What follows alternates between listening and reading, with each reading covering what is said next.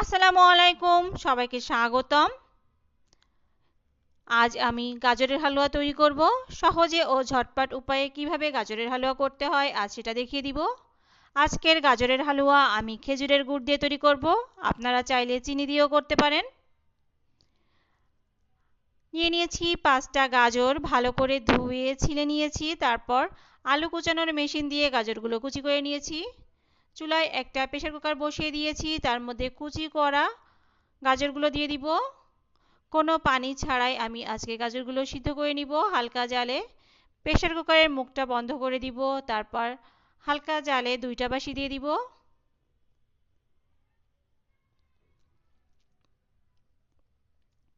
পাশের চুলায় 1 লিটার দুধ জাল করতে দিয়েছি। দুধটা জাল করে ঘন করে নিতে হবে।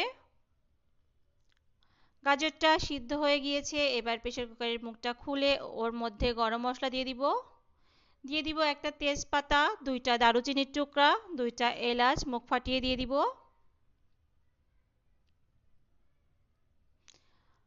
দুধটা জাল করে ঘন করে নিয়েছি। এবার এটা প্রেসার কুকারের মধ্যে গাজরের মধ্যে ঢেলে দিব।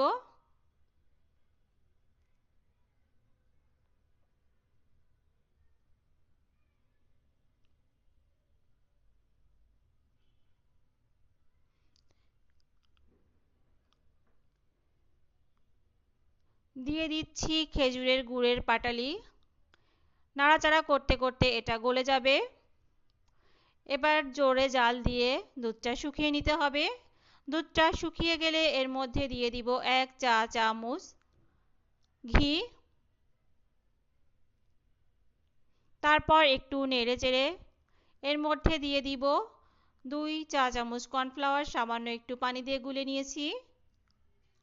হালুয়ার মধ্যে দিয়ে দিব, তারপর অনবরত নাড়তে নাড়তে ঘন করে নিব। আমার হালুয়াটা তৈরি হয়ে গিয়েছে। এবার এটা নামিয়ে পরিবেশন করতে হবে। গাজরের হালুয়ার উপর আমি বাদাম কুচি ও কিশমিশ দিয়ে দিয়েছি। হালুয়াটা অনেক মজার হয়েছিল, আপনারাও ট্রাই করে দেখবেন আশা করি। সবাইকে ধন্যবাদ আমার ভিডিওটা এতক্ষণ দেখার জন্য এবং আমার সঙ্গে থাকার জন্য।